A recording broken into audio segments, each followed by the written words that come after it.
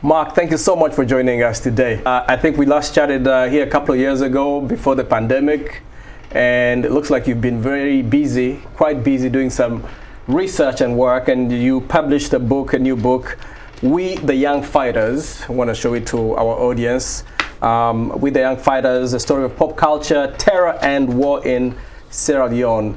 How did you get interested in this subject matter? What inspired you? So I was doing research. First of all, it's a pleasure to see you and to be back here. I was doing research with Sierra Leonean refugees in the Gambia in the year 2000. And before I asked my questions, I asked some of the refugees, how did you get here? So they could tell their story.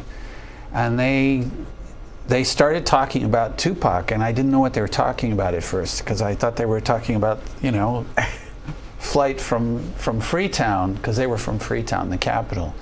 So what happened is they were talking about the rebels in some parts of the city came in wearing Tupac t-shirts. They arrived in vans and trucks with the names of Tupac songs on the side. Like Tupac Shakur, the American rapper, big yes, superstar. Yes. And it was Hit 'Em Up and California Love and Only God Can Judge Me. Yeah. And they jumped out, and they were very high on drugs, and they started doing their attack. And then, after the discussion about Tupac from one part of the city, in another part of the city, other refugees said, no, but in our neighborhood, all the rebels came wearing Bob Marley t-shirts, playing reggae music from Bob Marley music, smoking marijuana, and then they did their attacks. So this was, to me...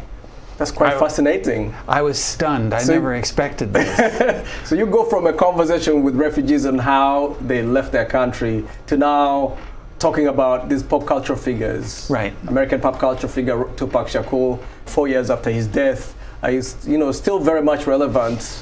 So they were narrating all these stories about Tupac and then Bob Marley. And then, so what about John Rambo? How did that? So Rambo was popular for the films. He was seen in the war as the perfect warrior. Yeah. And it turned out that the rebels would use his movies as military training videos. So it was Rambo films, the music and style of Bob Marley and the music and style of Tupac all came together and were exploited, I have to make that clear, by military leaders to drive the war. All right, so let's go back again a little bit. The civil war in Sierra Leone lasted about 10, 11 years. 11 years. Devastating in every aspect. Give us a brief history into this conflict. What were the circumstances that led to the war? So there was, before the war, there was really strong level of corruption, and the government was really run in a way almost like a business for a long time by this one leader named Shaka Stevens, who was the president for 18 years. And Sierra Leone's famous for its diamonds. Shaka Stevens had a network, a system where he took the diamonds. He and his colleagues, he and his other politicians. And his cabal. His network. And really left very little for the government. The government was very weak by intention. The military was very weak by intention as well. And then he had these two groups of security forces that he created that were loyal to him. And so it was unequal, it was violent, and what was key is there was no peaceful dissent allowed. So what happened was, in the 1960s, marijuana comes into the country and is grown as a crop, and it's very powerful. And then in the 1970s, Marley comes, and so people who Bob Marley and Burning Spear, Peter Tosh start coming, reggae music, and the idea was that if you were a follower, you smoked marijuana, and you listened to reggae music, and it made you conscious of injustice. And so this is sort of the beginning of the resistance, in a way. Get up, stand up. That was the big song. and then in the 80s, the Rambo movies came. And one of the things about Sierra Leone, which I think is important, is that the lingua franca is Creole, which is it's an English Creole language. What that meant was that almost everybody in the country could understand at least some English. So Marley speaks very slowly. It's pretty easy to understand if you know a bit of English. Rambo's movies, he doesn't say much in most of his mostly movies. action. That's right. Yeah. And then in 1990s, Rambo comes in. Tupac comes in. His music comes in right around when the war begins, and so at that point, the corruption and sort of the weakness of the government, and I think the very, very blatant inequality in the country, made it very difficult for people, especially when there's no peaceful dissent. So the stage was set for a rebellion. So how did the leadership use those elements to recruit and control these young people? Because mostly young people are the ones who are the drivers of this conflict.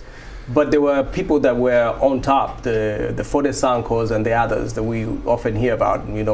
Captain Mosquito, whatever was named, Commander Sam Bocaris, Mosquito was the number 2 for most of the war. Right. Yeah. So how did they manipulate, or how did they use these elements of culture to I guess recruit and influence young people to fight on their behalf? So what happened was, when I look back on it after doing so much research for this book, I think it would have been very difficult not to draw on, particularly Bob Marley, if you were leading a war, because he was so influential with young people to an incredible degree. Also with adults, everybody knew Marley in particular, and most people had seen the Rambo movies and had memorized them. It turns out. So they came in. Even before the war started, in Liberia, the commander training featured training with the Rambo movies for how to fight a war. And the first Rambo movie takes place in a rainforest in Northwest America. And it's a rainforest, and it's a guy who's low-tech, using low-tech weapons. And so those were known as Rambo tactics, what he did. And so the focus was on Rambo tactics. For Marley, it was really the ideology of resistance, of rebellion, of revolution. And so according to the ex-combatants and the former commanders I interviewed for the book, every single speech that Foday Sanko gave, he talked about Bob Marley. And Get Up, Stand Up, as you said, was the most important of the songs. So fighting for your rights, don't give up the fight. Those were ideas that Foday Sanko and the other rebel leaders started to draw from. But Marley was so popular that on the government side, leaders were also making reference to Bob Marley. Interesting. And so they would play their music in their camps, during training. How would they access this media? So in the units, so everything is kind of subdivided into small commander-led units, and in those units, the members, the ex-combatants would say, and the commanders would say, well, at night we would listen to Marley and then smoke marijuana and try to become what they would call conscious of injustice and why we're fighting. And so I need to make it clear, what the military leaders said about Marley was not Bob Marley's intention. Right. It was exploited.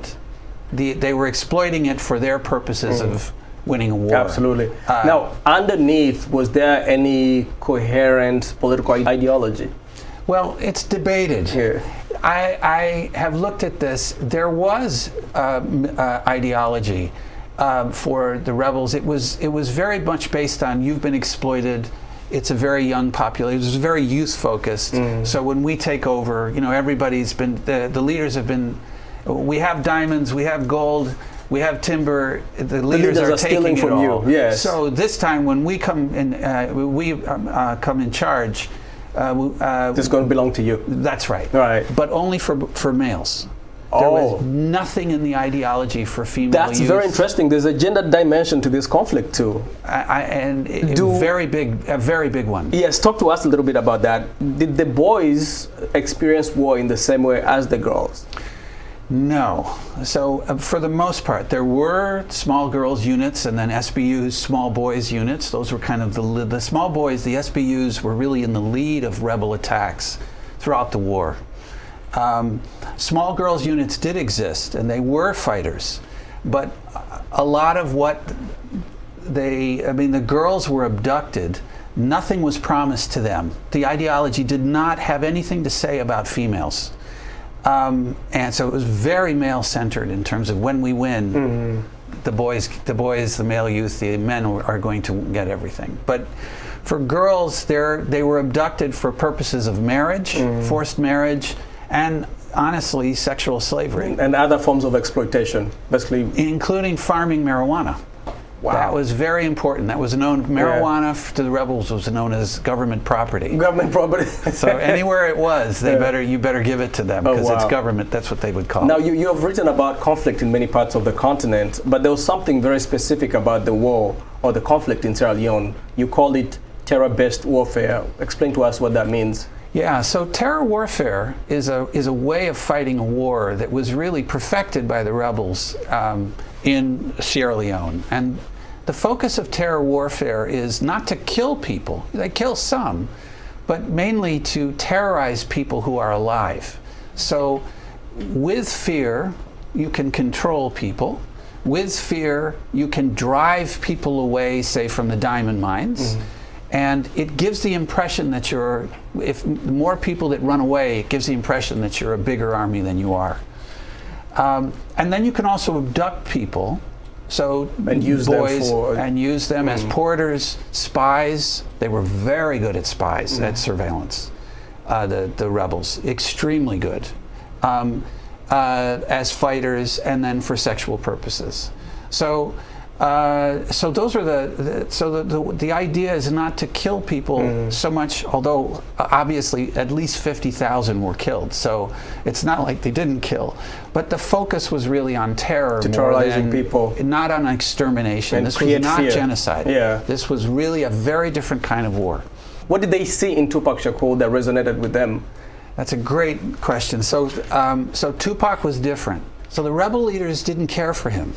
The big rebel leaders, they loved Marley. They were all about Bob Marley and exploiting Bob Marley, a distorted version of Marley. But they loved Marley. There was no question. What about Tupac? Tupac was popular with male youth. And one of the ways that male youth were put down before the war started was to call them thugs or a tug.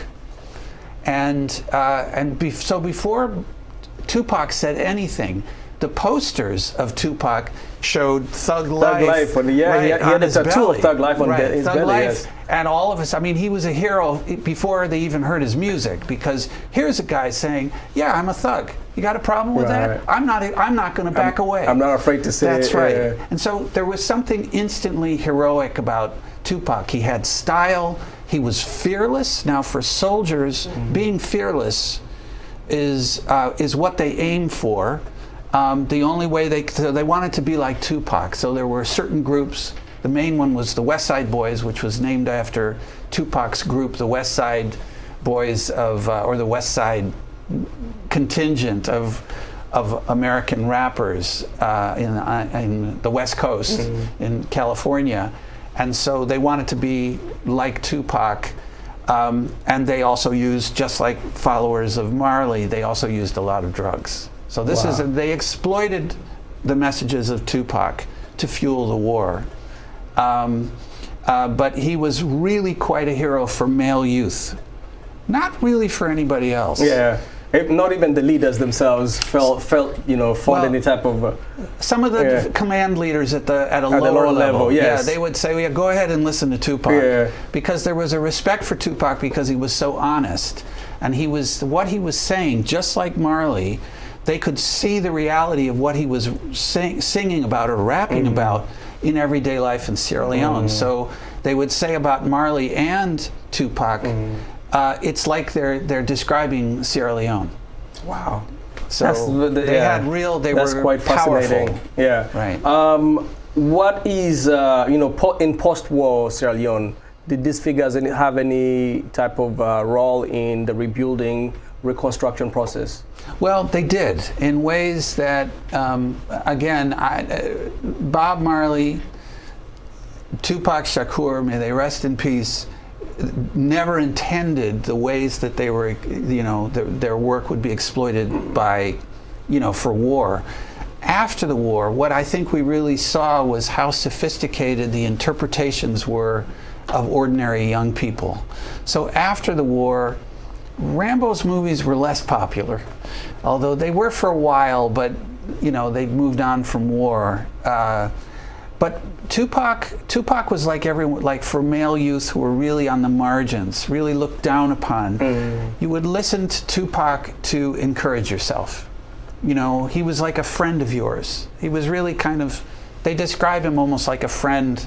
Like one way of describing it is, Tupac, he fought in the American War, so that was so they related to him. And then Marley was really about getting inspiration from his ideas, and again becoming conscious of injustice through smoking marijuana, listening to Marley. You could start to realize why you were in such a bad state. And for both of them, what they said was, you have to, believe in yourself. So Get Up, Stand Up was used to spur war during the war. Stand up for your rights, don't give up the fight. So that was seen as a war kind of song. After the war, what it meant, the same song was used to say, believe in yourself. Don't let people push you away. You are someone. And Tupac's music, some of it is very focused on that too. Keep Your Head Up, for example, was an important song after the war. Are there other aspects of American pop culture that resonated with these young people during the war? There was, during the war, there were other figures, pop culture figures that were really important. So in terms of films, Rambo's films by far were the most important. But Chuck Norris films. I was going to say Chuck Norris. I expected Chuck Norris to be part of this list. So for urban fighting, they used Schwarzenegger's Commando film. The rebels did to help their rebels train for urban warfare. So Commando was important. And then Missing in Action. This is 1, 2, and 3 for Chuck Norris films. But again, Rambo's films were the most important. Regarding other musicians, the most important one after Tupac and Marley was a reggae musician named Joseph Hill. Okay. He was very popular, and he played. He was alive. He played in Sierra Leone during the war. So he became... He was invited by the government? Or by... As the rebels, former rebels said to me that they delayed their invasion, the Freetown invasion, January 6th, the Sierra Leone's January 6th, 1999. I was going to, and I want us to talk about the January, because they also have their own January 6th, which is quite ironical. Yes, so they delayed the invasion so the concert could go on. So that the rebels could sneak into the city and watch the Joe Hill's concert.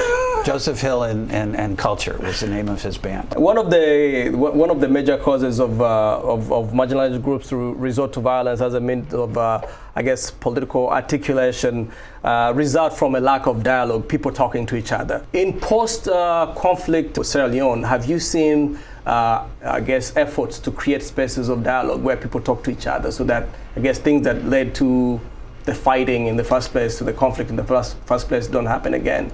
Well, Sierra Leone's changed in a lot of ways. The rate of urbanization is really quite high. And the rural environments, a lot of youth left.